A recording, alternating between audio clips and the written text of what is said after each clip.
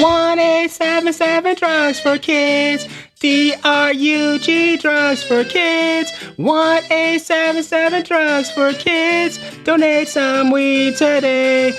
Donate online at drugsforkids.com. That's drugs with a D. You'll feel great knowing you helped a kid become a drug addict. 1-877-DRUGS for kids. Donate your drugs today. Yay! Welcome to Druggy Nation. We're the bridge between everything pharmacy and pop culture. And now, let's check in with your connect and America's favorite pharmacist, Emmanuel Wogirin. Yo, I love that you guys let me be stupid in those intro skits. If it's your first time listening to the Small Doses podcast, this is basically where I focus on a particular condition and also talk about relevant pharmacy and health news. Today's topic is going to be on the heart. So let's get an overview on heart disease. Okay, so heart disease or cardiovascular disease generally refers to conditions that involve narrowed or blocked blood vessels that can lead to a heart attack, chest pain, which is called angina, or stroke. Now, the heart disease umbrella also includes blood vessel disease, such as coronary heart disease, heart rhythm problems or arrhythmias, and heart defects that you're born with, which is congenital heart defects, among other diseases. Some disease facts. So heart disease is the leading cause of death for both men and women. And more than half of the deaths due to heart disease in 2015, actually, were in men. About 630,000 Americans die from heart disease each year. That's 1 in every 4 deaths, okay? So that's a large number. Coronary heart disease is the most common type of heart disease, killing about 366,000 people in 2015 alone. In the U.S., someone has a heart attack every 40 seconds. Each minute, more than one person in the United States dies from a heart disease-related event. That's each minute. That's crazy. Heart disease is the leading cause of death for people of most racial ethnic groups in the United States, including African Americans, we know that, Hispanics, and whites. For Asian Americans or Pacific Islanders and American Indians or Alaska Natives, heart disease is second only to cancer. Really, it's heart disease and cancer, really. Heart disease costs the U.S. about $200 billion each year. This total includes the cost of healthcare services, medications, and lost productivity. People not going to work, stuff like that. Risk factors. So high blood pressure, high LDL, which is the bad cholesterol, and smoking are key heart disease risk factors for heart disease. About half of Americans, that's about 49%, have at least one of these 3 risk factors. Several other medical conditions and lifestyle choices can also put people at a higher risk for heart disease. That includes diabetes, being overweight and obese. Definitely, it's not going to help you out. Poor diet, physical inactivity. So get out there, run, exercise. Okay, guys?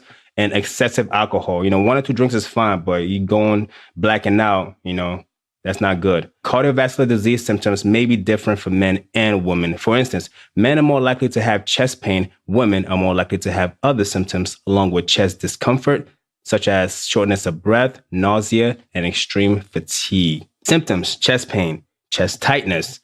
I mentioned before, shortness of breath. You got pain, numbness, pain in the neck, jaw, throat, upper abdomen, back.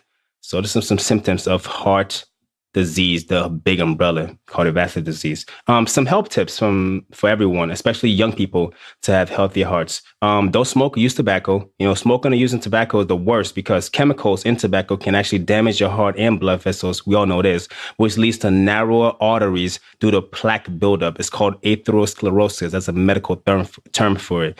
And this can ultimately lead to a heart attack. But the good news is, as soon as you quit smoking, your risk of heart disease lowers significantly. Exercise for at least 30 minutes for most days of the week. Physical activity can help you control your weight and reduce chances of developing other conditions that may put a strain on your heart. So like high blood pressure, high cholesterol, and diabetes. The Department of Health and Human Services recommends 150 minutes a week of moderate aerobic activity, which is walking around your neighborhood, swimming. Swimming is a great exercise. I swim at least 2-3 times a week. Running and cycling, it's all good. Soul cycle, all that stuff. I see the commercials for the Peloton, something like that. So whatever gets you motivated to go out there and get a little aerobic exercise. 75 minutes a week of vigorous aerobic activity. That's just doing those activities just in more, vigorous way. Or a combination of moderate and vigorous activity.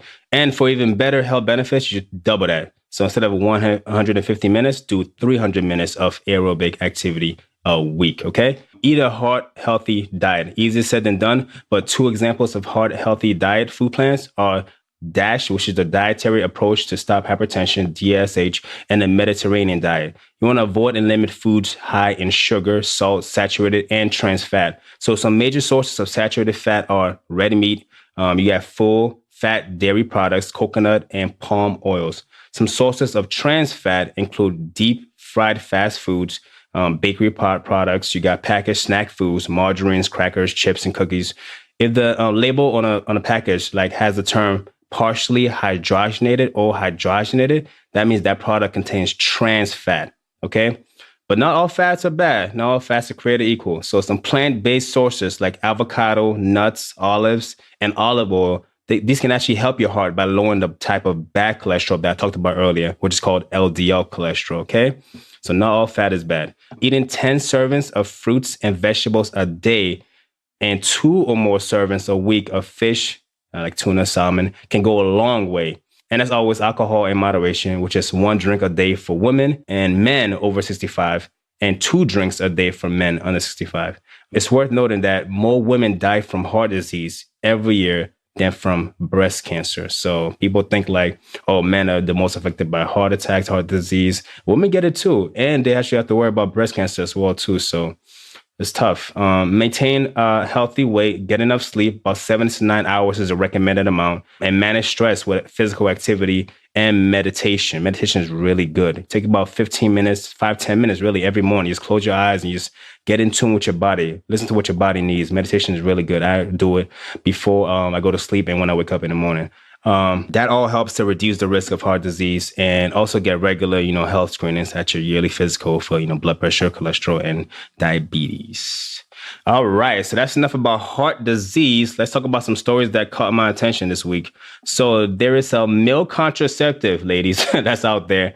So there's a report in the Journal of Clinical Endocrinology and Metabolism that scientists have declared the success of a phase 1, so it's just beginning stages, study looking at the safety and tolerability of a new birth control for men.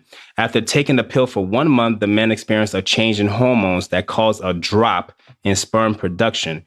There were only a few side effects, and most of the men's sex drives or libidos were the same. It's also important to note that the contraceptive effects were reversible after stopping treatment. So this is a long way from being in the market, but it's something to keep an eye on for the future in the next few years or so. I might see that in the market. Then another story that caught my eye was the opiate epidemic just keeps getting better, right? So there's a story in the U.S. News and World Report that the Department of Justice, or the DOJ, has charged more than 50 health workers across 6 states with helping illegally prescribe and distribute opiates and other drugs in exchange for what? Guess what? Sexual favors, of course. There were 31 doctors, 8 NPs or nurse practitioners, 7 pharmacists, not me, and other health practitioners in Alabama, Kentucky, Florida, Ohio, Tennessee, and West Virginia were all involved. So that's something that's, just another dent in the opiate epidemic that we're dealing with in America these days. In related news, though, starting May 1st, China is actually going to ban all fentanyl-related products, which is good news because China is the biggest supplier of fentanyl, legal and illegal, to the United States. So, yeah, I think that's something important. So that's good for them to actually, lead in that regard. All right, so I think that's all I have time for until the next episode and giving more stories. If you like these small doses, please let me know what conditions you want the Spark Notes version of by leaving a comment on Spotify, Podbean, Apple Podcasts, or you can just message me on my Facebook page at Druggy Nation, DRUG-E Nation, and also follow me on IG. You know my IG. Shout out to all my druggies. Thanks for listening. Hope you enjoyed this episode. We're just getting started. Be kind to each other out there. And with that, I'm out. Deuces to the next episode.